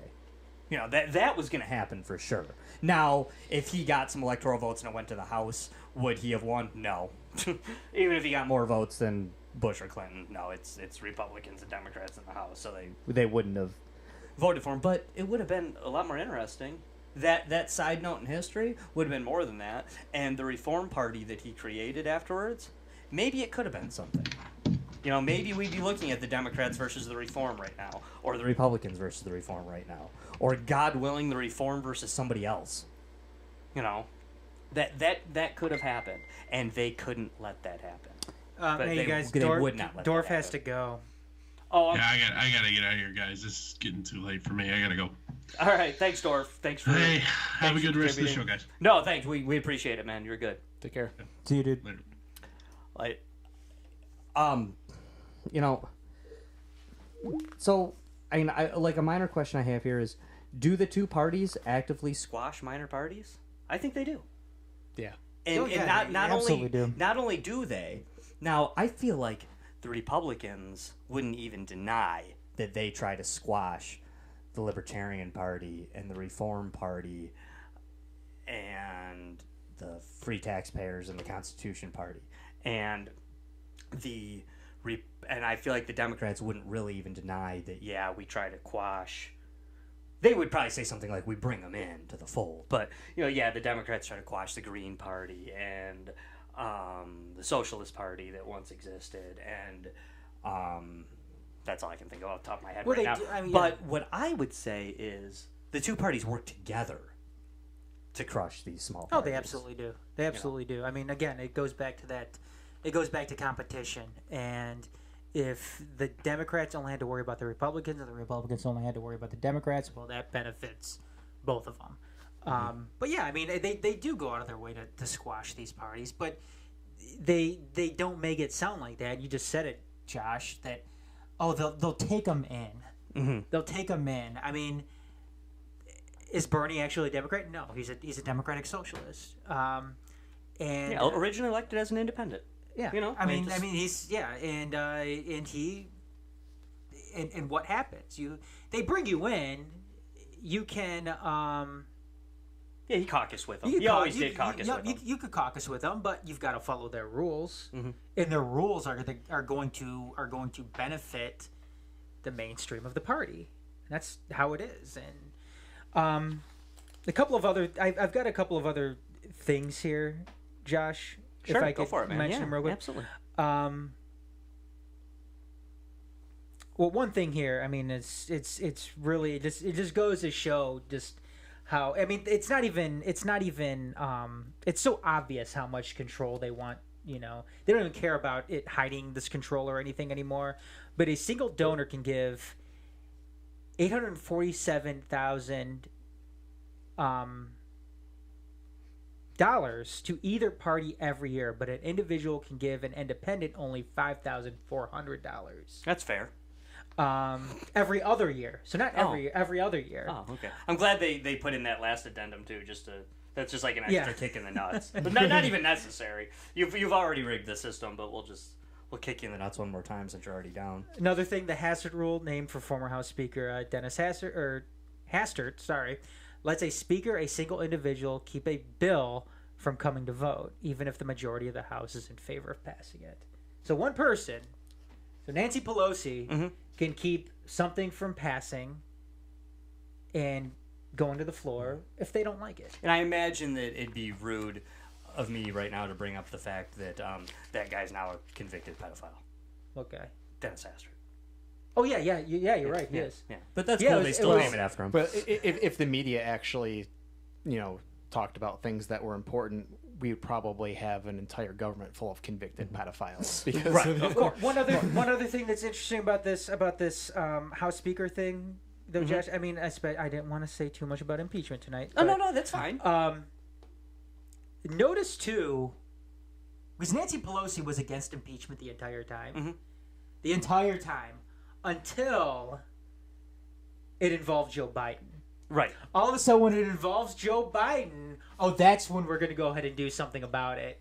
Now we're going to go ahead and investigate Donald Trump and then impeach Donald Trump. We won't worry about everything else that has happened during his presidency. We're going to do it when he involves a corporate mainstream Democrat.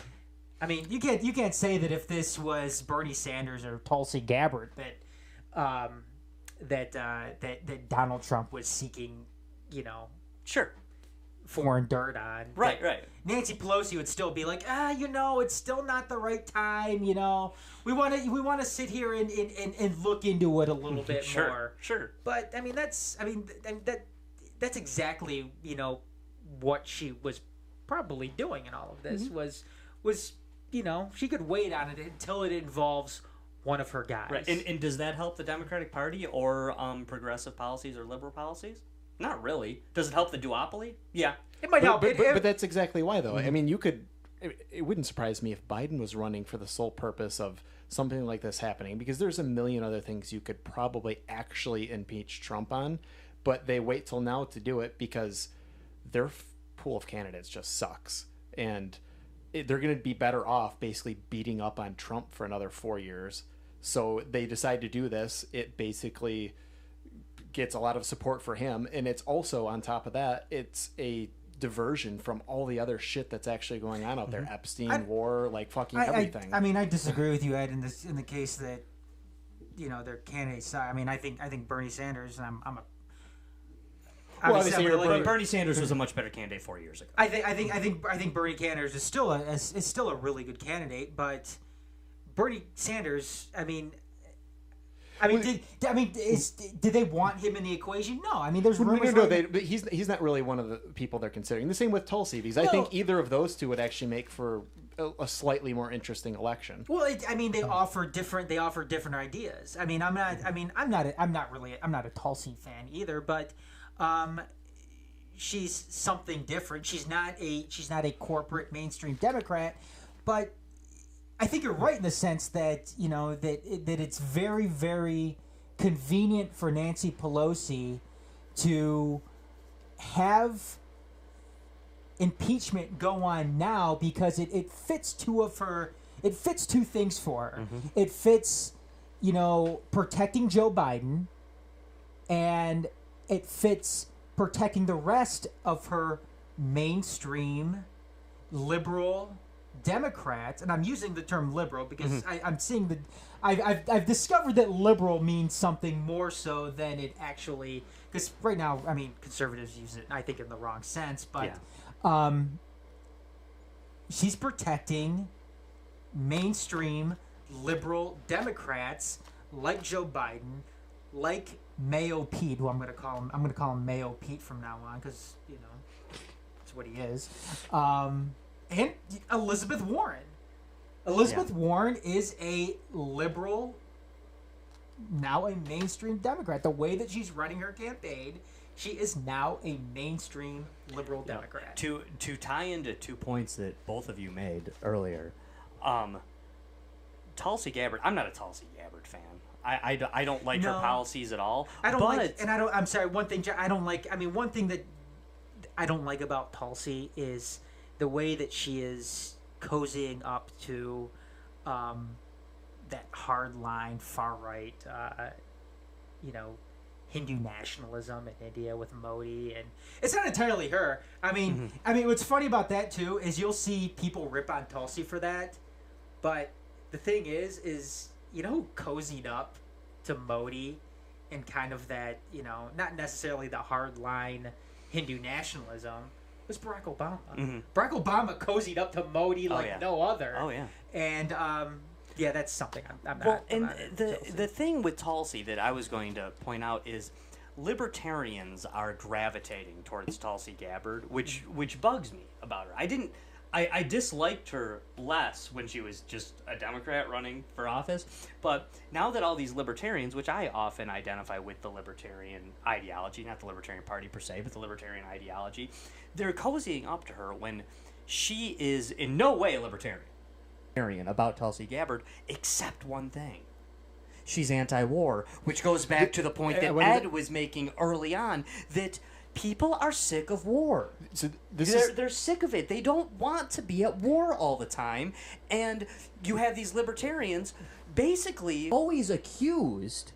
I mean, I know I'm criticizing them, and I'm also sticking up for them here. This party that's always accused of, oh, you won't vote for anybody unless they're the perfect candidate. No, Tulsi Gabbard is the most flawed and imperfect libertarian ever. But she's saying, hey, war, let's stop these wars now. And the libertarians are saying, hey, let's listen to her.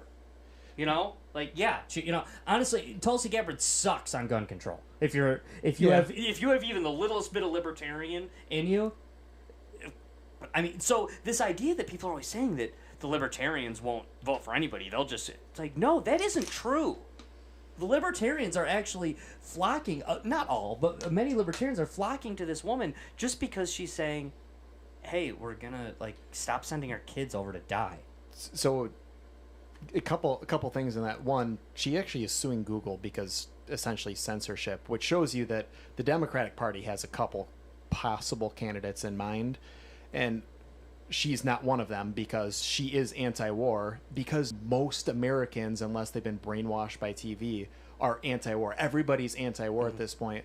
Honestly, I think the best thing for this country for the next year, I'm not necessarily pro either of these candidates, but I think especially if Bernie somehow ekes out the nomination, or maybe possibly even Tulsi, it'll be really good for this country, because we're on the brink of war right now. It might possibly happen, but Trump will have to back off. That's something he ran on in 2016 and he went to war. Bernie's going to be very anti-war, and it'll essentially, I think it would cause him to back off and probably postpone things for at least another year. And one of the problems, I don't think it's up to the president. I don't. And I know I'm talking conspiracy stuff now. I know I'm talking about a cabal candidate. Mm-hmm. Barack Obama ran as an anti-war candidate. We were at war for the entire Obama administration. Quite frankly, there isn't actually that many presidents in U.S. history that you can say over their 8 years. Barack Obama was a wartime president from the day he took office till the day he left. George W. Bush ran. I mean, one of his most famous things he said more than once.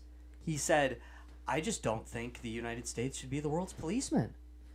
Cheers abound. He said it in one of the few things that he said in a Republican primary, and it got the general election, and it got cheers. And he was saying that. He said that to cheers before 9/11, before Iraq, before Afghanistan. We weren't even at war when he said that.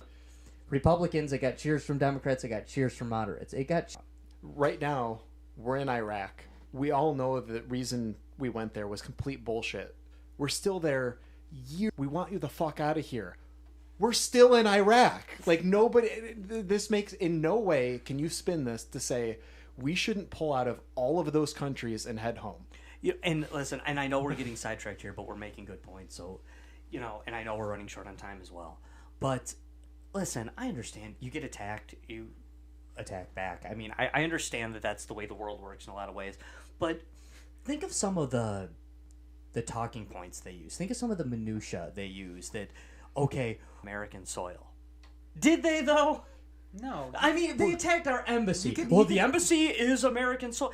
Is it though? You can make a good argument that the United States has killed more Iranian civilians than Iran has killed American civilians. The embassy is American soil, and because the UN says it is. That's more so in the United States. But you get attacked for being over there right now. And you hear little things that they like glaze over in the media. They say things like, well, they were attacked in Iraq, which is the largest U.S. embassy in the world. Why the fuck is Iraq the home of the largest U.S. embassy? They're not our ally. They're not our, I mean, the largest U.S. embassy should be in, like, England. Where we're just buddies. Like, Josh, yeah. I'm actually kind of glad you bring this up because one thing, too, when the United States, when they launched that attack on Sullivan, this just goes to show how both Republican, Democrat, many of the candidates came out with, except for Bernie Sanders and Tulsi Gabbard, even though they were both kind of different themselves. They all came out basically justifying the attacks and then saying how it was wrong to do it. Almost every single one of them. Mayo Pete did. Elizabeth Warren did.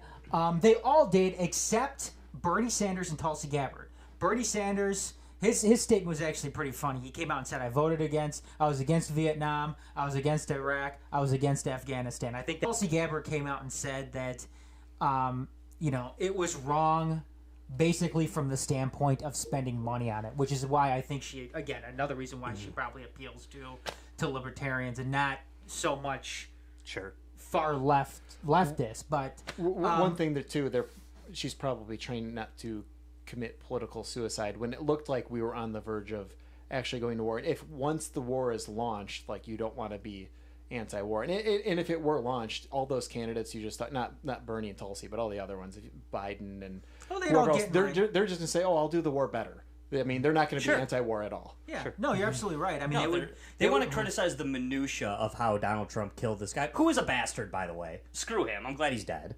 I mean, Khomeini, whatever. Screw him. But we didn't have other opportunities to kill this guy in the past. Like, they're trying to start a war. No, I mean, that's why I. And there's not somebody else that's going to take his. Well, and that's the thing, and that's why people look at me like I am from Jupiter when I say this, and I have been saying this for 5 years. But I firmly believe that it is bad for the ideology you think you support to win elections. It's bad to have your president in there. I mean, let's face it, Democrats are only anti-war when a Republican is president. They're this huge peacekeeping, we hate war, we are so anti-war when a Republican's president. Then as soon as a Democrat's president, they're fine with it. They hate when you bring up... And that's not new either. No, they hate when you bring up how many Muslims Obama bombed. Right. They do. I mean, funny that none of the Democrats were anti-war when Obama was president. None of them were anti-war. Clinton went into, what's the Black Hawk Down movie about? Somalia. None of them were anti-war then. Truman were, in World War II. Or when Clinton went into Bosnia, too. None of them were anti-war when LBJ and Kennedy were in Vietnam. Which is bullshit war. Yeah, I mean, and really, not... Well, pretty much all of them. Yeah. None of them were anti-war when Woodrow Wilson was in World War I. And really, and same with the Republicans. Anybody anti-war for World War II? Probably not. Yeah. Probably not. I mean, I am a person that believes there's such thing as a just war, and if there ever was such a thing as a just war, it was probably World War II. Yeah. I mean, really, Nazis. F Nazis, they suck. But except afterwards for the United States when you want to hide. Right. Yeah. Exactly. Oh yeah. No. It's. Oh wait. Some of these Nazis are pretty smart. Yeah. Hey, can you help us eradicate communism? Yeah. We could use that over here. I know. You're sorry, right? You're sorry for that? Come on over. No, not even a little bit. Okay, whatever. What is it? Mangala? Is that the guy that Joseph Mangala? Yeah, that they brought over. That, like, this guy wasn't just like a Nazi because he was German, and you're part of the government, and then the Nazis take over. He's a guy that really liked killing Jewish people. No, the 19 really liked killing Jewish people. Here's something else. The 1953 coup in Iran that the United Kingdom helped orchestrate. The prime minister that they put in to power under the Shah, who they again put in World War II. Mm-hmm. I mean, it's stupid. Yeah, because they've been friends for decades. Yeah. For decades. It's like, at this point, it's like why are we still even talking with how long ago that was? But and same with when there's a Democratic president and they talk about gun control, every Republican's starting the boogaloo. Every single one of them is just, what? They're going to take our guns? Barack Obama's going to take our guns? Every one of them is taken to the streets. They're grabbing their rifles. They're arming their kids. It's time for the boogaloo. Then Donald Trump bans bump stocks. It's like, bump stocks are dumb anyway. Who cares? I mean, really, that's the Republican Party. Or talks about taking away the guns first. Worry about the Right. No. Well, yeah, we should have common sense gun control. Like, no, you statist bastard. We should have, like, that's what you claim to not stand. That's if you support the Second Amendment. No, you're not for common sense gun control because that's made up. That's not a thing. That isn't a thing. Because, I mean, people hear me say that and say, "Oh, you're not for. You just want all the psychos to have guns." No, I didn't say that. That line just reeks of, I know nothing about statistics or the Constitution. I'm just repeating what I heard on the media. Right. Everyone is for freedom of speech until they're shutting up the other tribe. Then, well, I mean, but your freedom of speech doesn't. Everybody is for freedom of speech when, their tribe is talking. But as soon as the other,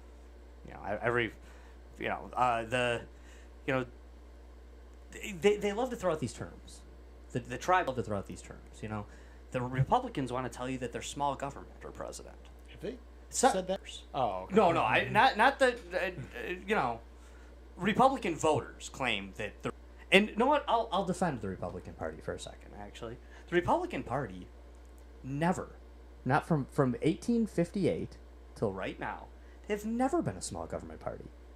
A lot of Republican voters claim that they themselves want small government, but the Republican Party's never been a small government party. No, never in its history. But we're for small government, but we're voting for the law and order president. Which one is it? Pick one. Because those are great things to claim you're for, I guess, because they sound good, but it's one or the other, really. You can't be, we're for the law and order president. We're for small government. Oh, okay, because that makes sense. Nowhere. I mean, it just doesn't. Sorry. And, I mean, their list of hypocrisy never ends.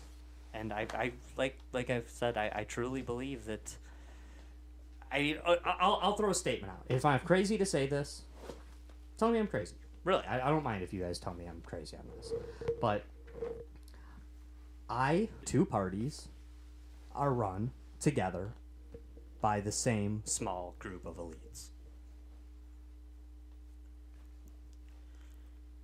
I know that's we'd hear that statement and say I'm a tinfoil hat wearing conspiracy theorist, but I will say that, and I think this podcast proof that conspiracy, because it is a conspiracy theory, by the way, because they would both deny it, and I am here, sitting here, not giving you the name of the list of elites. I mean, I could name some: the Bush family, the Clinton family. I mean, the Bushes and the Clintons, I would contend, are buddies, and I would contend that they are in this battle. Yeah, that's not something that is a secret anymore, that they're buddies. I don't know if it's certain, just a few select people. I mean, it's many select people. I mean, it's many entities, I guess. It's corporations. It's different lobbying groups. I mean, there's Bohemian Grove. There's a whole bunch of different entities, I think, that play a huge hand in mainstream politics in this country, and it's. I would contend that George Soros and the surviving Koch brother would much rather sit down and have a cup of coffee with each other than with anyone in this room. Yeah.